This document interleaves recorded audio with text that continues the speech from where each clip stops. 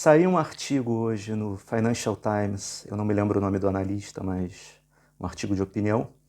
Eu vou colocar aqui embaixo do vídeo, onde ele fala da possível ampliação do bloco do BRICS, né, sob a hegemonia chinesa, né, e que isso, como ele bem diz, interessaria tão somente a própria expansão da competição chinesa com os Estados Unidos em torno da hegemonia global, principalmente no que diz respeito aos aspectos comerciais e, acima de tudo, tecnológicos, que, claro, envolve a questão militar, né? Tudo isso é verdade, apesar do artigo tratar de maneira um pouco maniqueísta a questão, porque certamente o Financial Times é um histórico jornal de cunho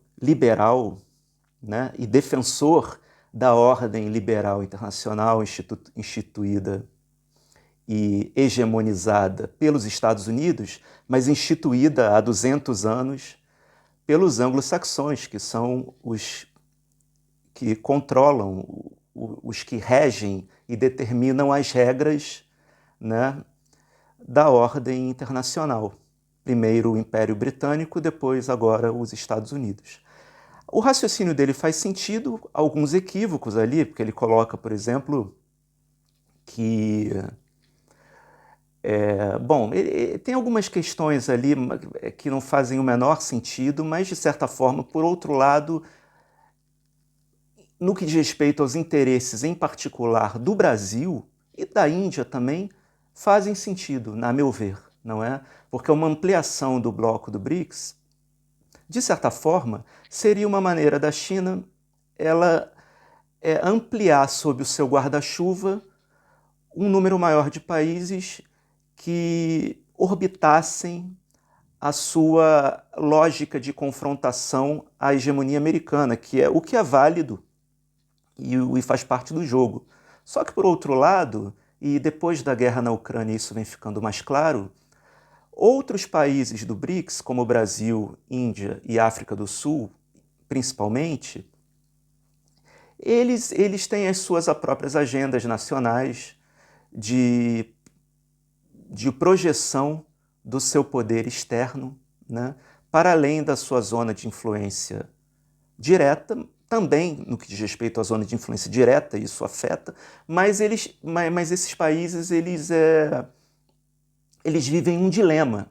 E o caso do Brasil é muito peculiar e muito emblemático nisso, porque o Brasil ele mantém uma relação histórica de cunho estratégico com os Estados Unidos, de 200 anos, de mais de 200 anos, e com a própria Europa, né, e países específicos da Europa. Então, cortar essas relações e se colocar como um agente de confrontação dentro dessa disputa não nos interessa, porque o Brasil, ele, de certa forma, ele ganha com essa disputa, porque a Europa, nesse momento, principalmente, estaria enfraquecida.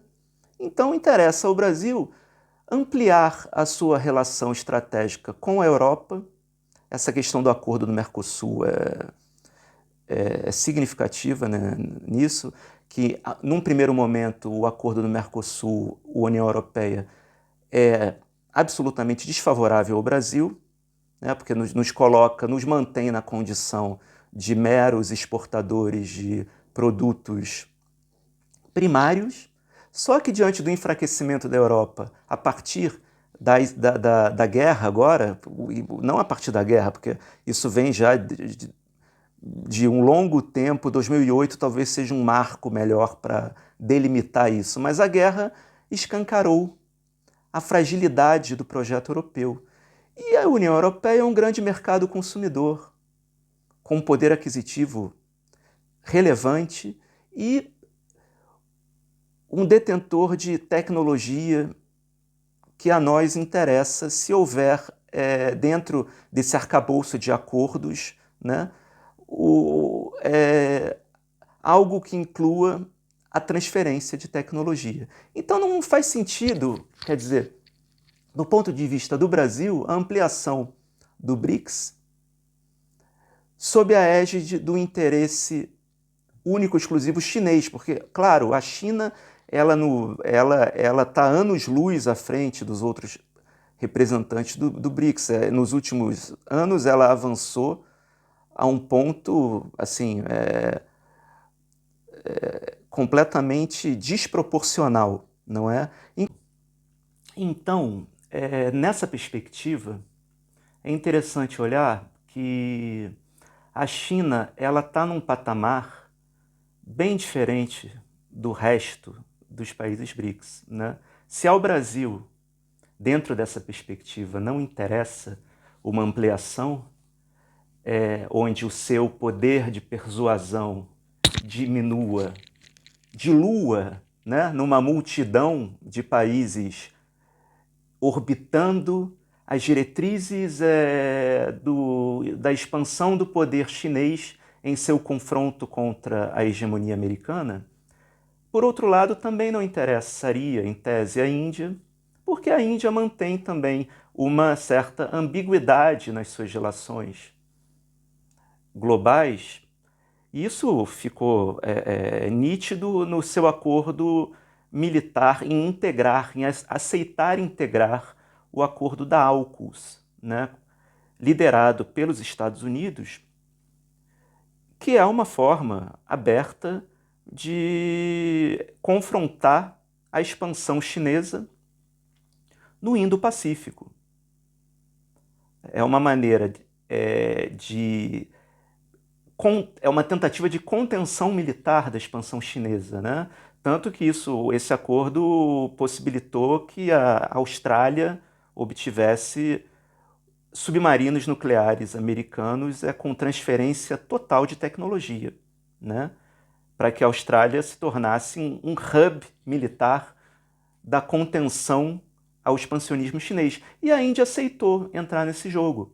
Porque, de certa forma, a Índia e a China também são países que, historicamente, não mantêm relações tão estáveis assim, não é? Mas nada que impeça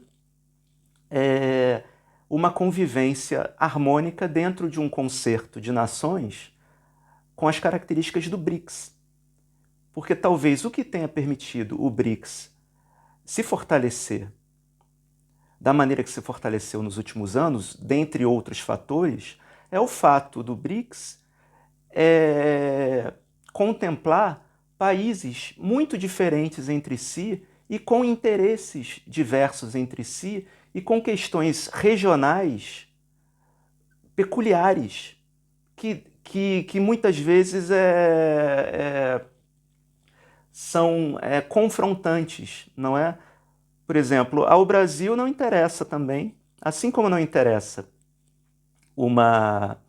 que a América do Sul, em particular, se mantenha como um quintal, uma zona de influência direta dos Estados Unidos, da maneira que também não interessa ao Brasil que a China domine comercialmente a América do Sul ao ponto de atrapalhar as relações comerciais eminentemente favoráveis para o Brasil, do Brasil com a Argentina, com a Venezuela, com o Uruguai, com o Paraguai, porque a América do Sul é a nossa zona de influência direta, de interesse direto. É onde o Brasil precisa demonstrar liderança, não é? Demonstrar uma certa hegemonia benevolente, claro, perante os parceiros locais.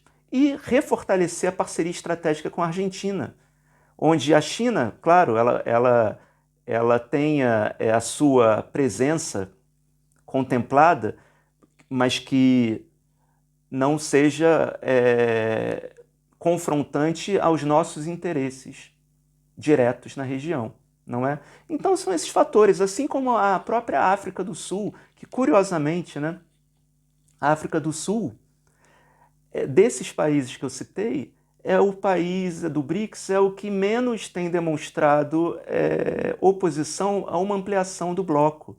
Porque Porque também para a África do Sul, por ser o elo mais fraco do grupo, tanto faz.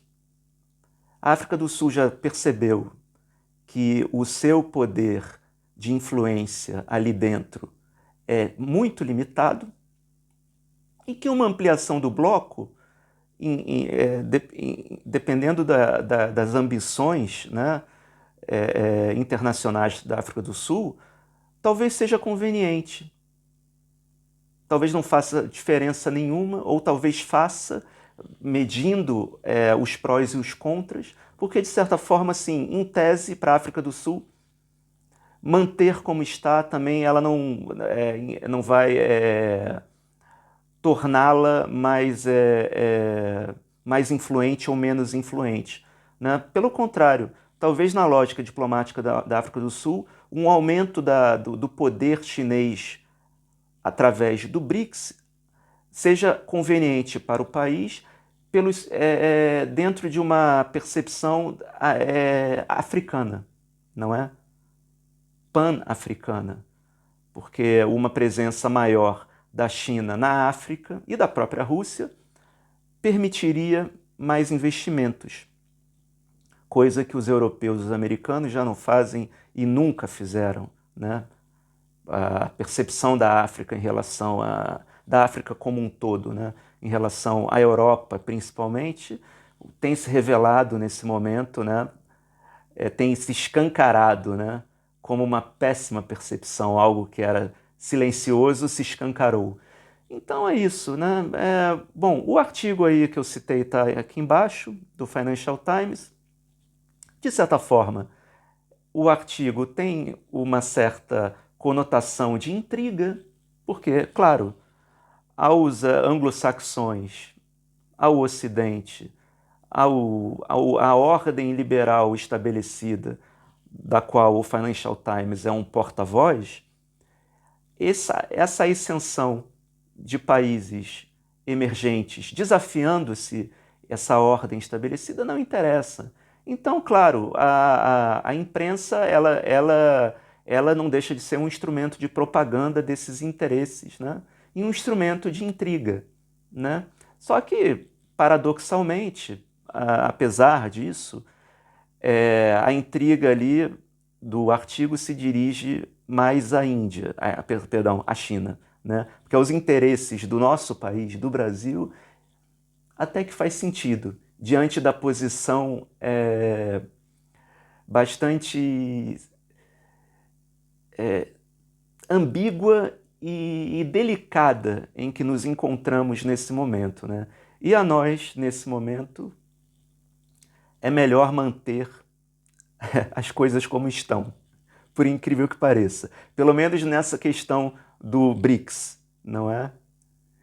Porque, de certa forma, a guerra, por esse aspecto, nos beneficiou. Porque nós somos exportadores de commodities, né? E estamos também numa região do mundo muito singular. Bom, então é isso, né? Para não estender muito, bom, mantemos os vídeos na medida do possível, espero ter contribuído aí para o debate. Fábio Risviana, direto do extremo ocidente da Eurásia para o contexto geopolítico.